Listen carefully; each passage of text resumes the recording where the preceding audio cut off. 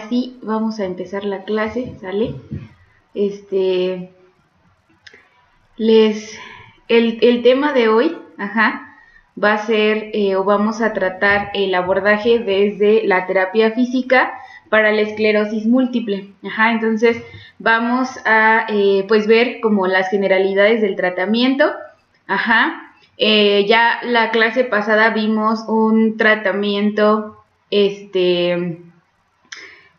para las personas que todavía conservan su independencia o su autonomía, y ahora vamos a ver o vamos a seguir con el tratamiento o opciones de tratamiento para las personas con esclerosis múltiple que pues tienen ya problemas con su independencia y los pacientes que ya de plano requieren asistencia completamente, ¿sale? Entonces vamos a, si quieren pueden apagar sus cámaras un ratito para que podamos, me puedan escuchar bien y que se pueda,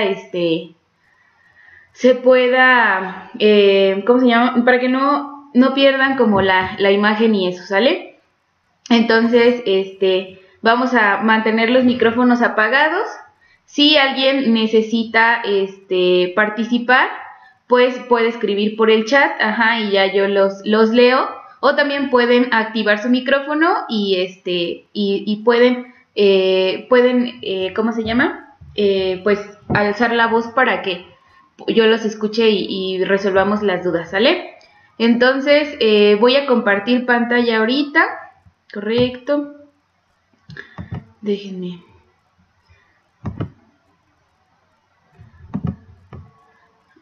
Creo que mejor solamente compartiré una ventana. Ok, caray, no. Quisiera compartir pantalla completa. Bueno, entonces, ustedes me dicen.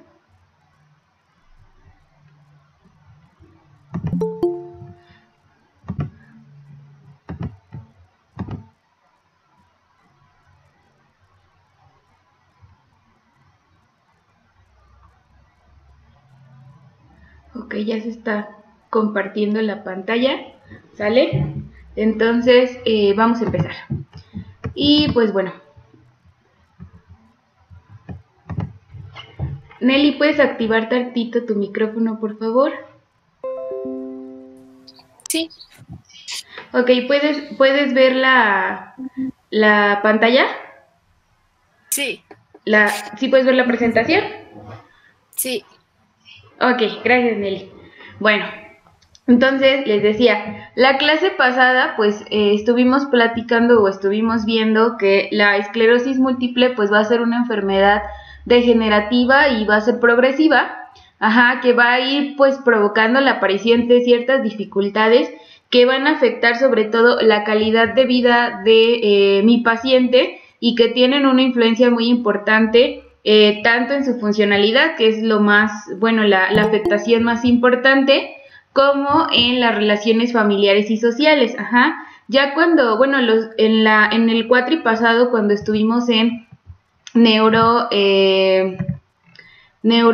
era? Neuropatología, ya cuando estuvimos en neuropatología,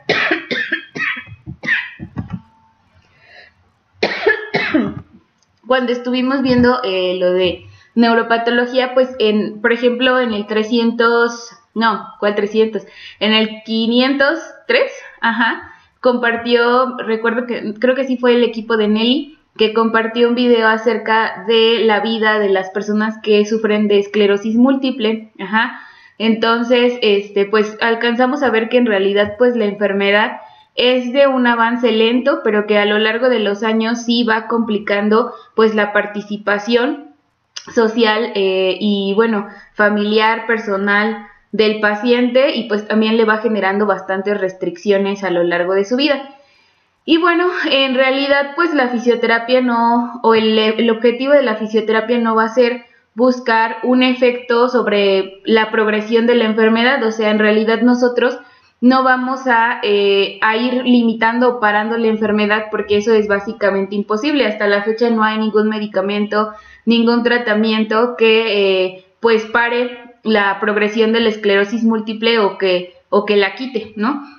Entonces no hay cura y solamente lo que hay pues es terapias, ya sea terapia física, terapia ocupacional o terapia de lenguaje o psicología, rehabilitación, ajá, solamente pues nos van a servir para ir como pues disminuyendo o no disminuyendo, sino como controlando un poco los síntomas y los signos que van a ir apareciendo a medida que progrese la enfermedad en el paciente. Entonces, pues lo que vamos a hacer por medio de la terapia física es buscar que mi paciente pues mejore su estado funcional, o sea, lo vamos a enseñar a moverse y adaptarse a su entorno teniendo en cuenta ya sus limitaciones. Ajá, entonces el fisioterapeuta pues debe adaptarse al paciente en cada momento de su evolución, ajá, y va a tener que atender las alteraciones que vayan apareciendo.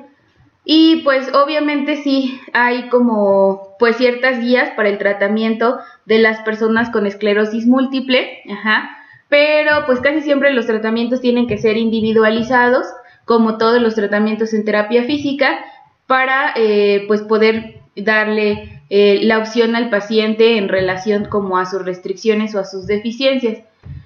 Y pues una correcta evaluación, ajá, tanto de los déficits, ahí dice evolución del paciente, pero es evaluación del paciente, sí chicos, una correcta evaluación de todos los signos y síntomas, ya sean motores o ya sean sensoriales, pues van a ser la clave para que nosotros podamos desarrollar un programa de fisioterapia adecuado y obviamente pues tener precisos los objetivos y las prioridades dentro de nuestro programa de tratamiento.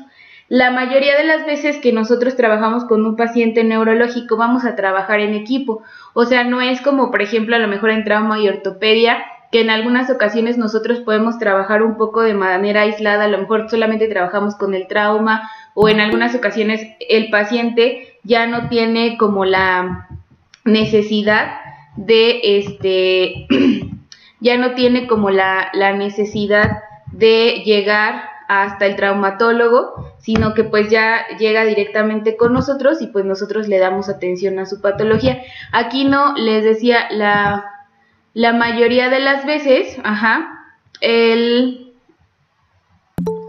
permítame, la mayoría de las veces,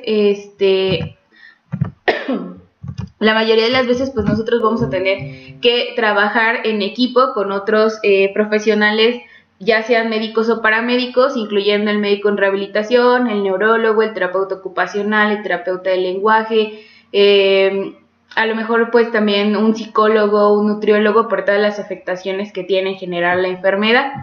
Y pues bueno, cuando a nosotros nos toque hacer la evaluación del paciente, nos vamos a tener que enfocar en todas estas características, ¿correcto? Entonces, primero pues vamos a tener que checar la movilidad articular, que básicamente va a ser de las primeras pues afectaciones que va a tener el paciente, ajá, por obviamente la pérdida del movimiento que va generando esta desmielinización, que va generando esta desmielinización en nuestro sistema nervioso. Acuérdense que habíamos dicho que la esclerosis múltiple pues es esta patología que daña directamente a la vaina de mielina, que no se conoce cuál es la etiología o cuál es como la causa de la enfermedad, pero que sí se conoce bastante pues qué es lo que ocasiona esta pérdida de mielina que enrolla nuestros axones y pues obviamente va disminuyendo la conexión y la transmisión de señales tanto desde mis receptores sensitivos hacia mi sistema nervioso, hasta áreas más superiores de mi sistema nervioso, como lo es mesencéfalo o lo es corteza, y también obviamente pues afecta el regreso de la respuesta, ¿no? Mis vías tanto corticoespinales, que es la principal que se daña en esta enfermedad, como pues otras vías motoras que también van a transmitir hacia la musculatura en general, pues la información que se genera en corteza. Entonces, lo que va a pasar en la esclerosis múltiple es que básicamente se va a cortar la comunicación, porque es como si tuviéramos un cablecito y lo peláramos. Entonces, ese cablecito deja de funcionar y entonces deja de pasar la corriente eléctrica. Así, igual con pues mi paciente de... ay, como que escuché que alguien, ok, sí. Ahí está. Entonces, les decía, ay, bueno, entonces les decía,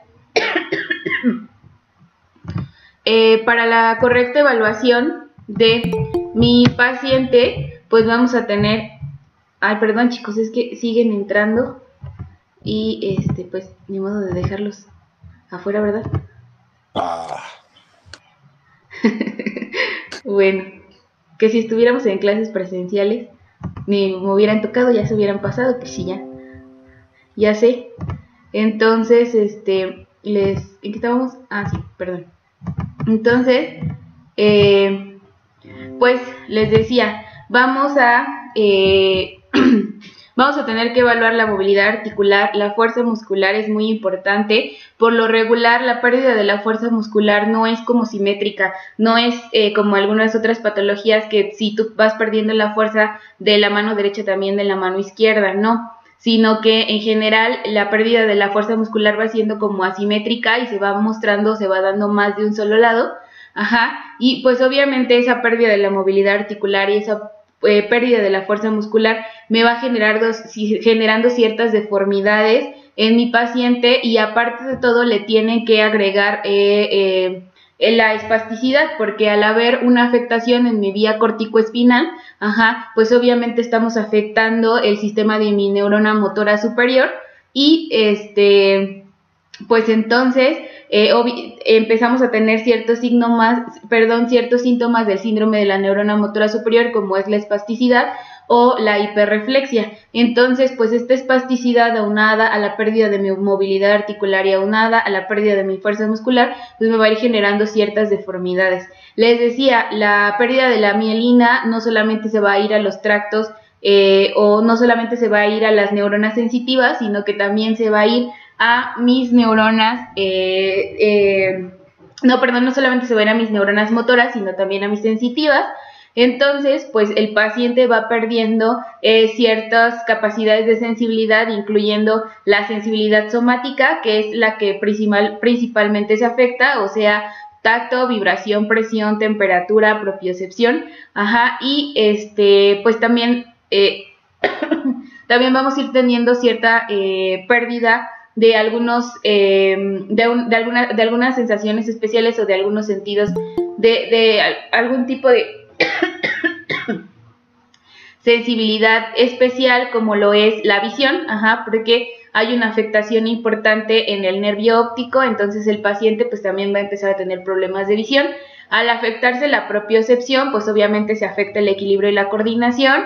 Las deformidades van generando ciertas retracciones musculares que a su vez van generando ciertos espasmos y me van a causar dolor, ajá, algo muy importante, una característica muy importante que se presenta principalmente en los pacientes, incluso desde un inicio muy temprano de la enfermedad, pues va a ser la fatiga, ajá, y pues les decía, va a ser uno de los síntomas más característicos de la esclerosis múltiple, que mi paciente siempre va a estar cansado, ajá, y a lo largo del transcurso de la enfermedad o de la historia natural de la enfermedad, pues la marcha va a ser de las principales afectaciones, ya que al principio, pues les decía, va a empezar a afectar de manera general. Por lo regular siempre empieza por miembros superiores, ajá, por ejemplo a lo mejor una mano, pero pues la marcha les decía, es una de las funciones que va perdiendo el paciente a lo largo del tiempo. Al principio a lo mejor conserva mucho tiempo su capacidad para caminar solo, pero pues después ya se le va a ir aunando al paciente a lo mejor alguna ayuda técnica, por ejemplo una silla de ruedas o algunas muletas para que pueda deambular. Ajá, entonces todo esto es lo que tenemos que evaluar cuando nos llega un paciente con esclerosis múltiple, ¿sale? Déjenme, acepto a los que van entrando. Oh, qué caray.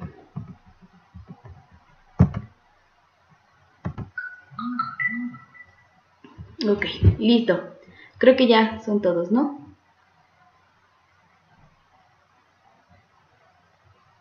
Bueno, ¿me siguen escuchando, chicos? Sí, Miss. Ok, Sí, Miss. gracias. No, Bueno, ¿cómo que no? no es cierto, sí.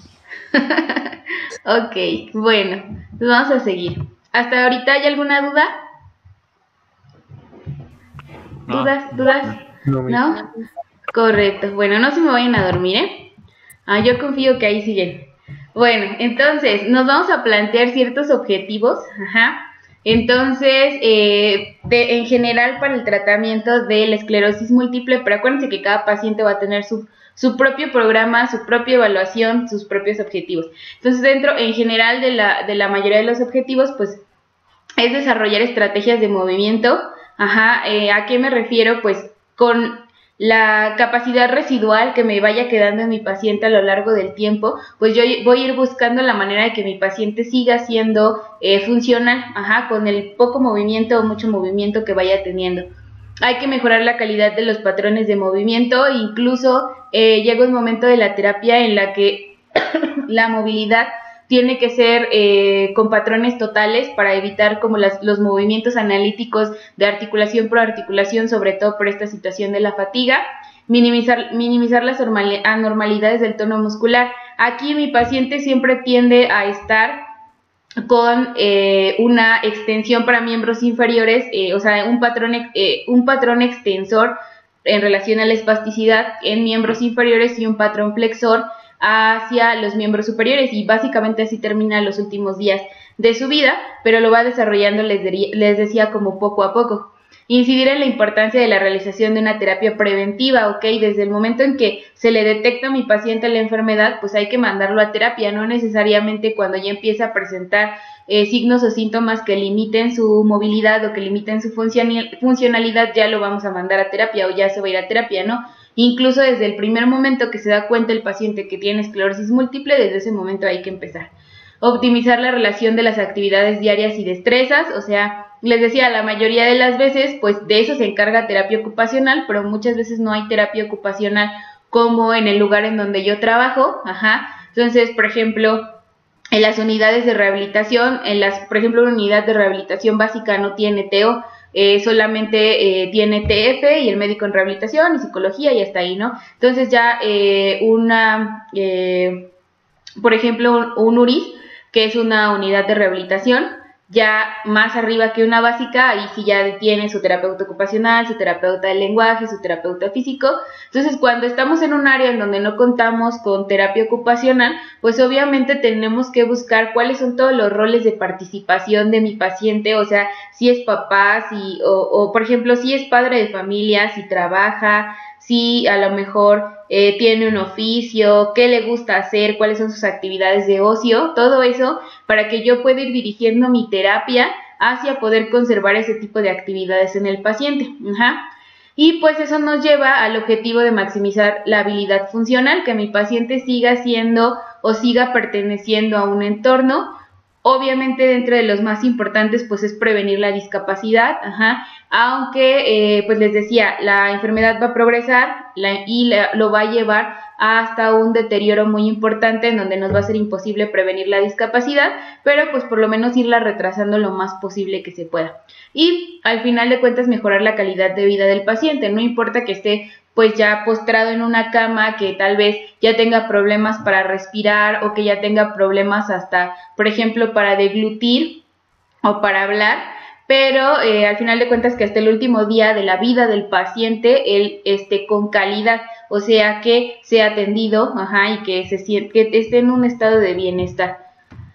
Y bueno, entonces el tratamiento de fisioterapia en relación al tratamiento de terapia física, pues se ha demostrado que una intervención temprana pues es el punto clave para el tratamiento de la esclerosis múltiple. Ajá, entonces, si yo tengo una intervención pues que sea a tiempo y que sea la correcta, pues obviamente voy a ir atrasando un poquito pues todos los signos y los síntomas del paciente. Entonces aquí hay una, bueno, como una característica, bueno, más bien como una, pues como hay una observación dentro de todo esto del tratamiento de fisioterapia o de terapia física, es que no se está tan seguros o no se tiene tan comprobado que el ejercicio físico sea bueno durante los brotes. Entonces,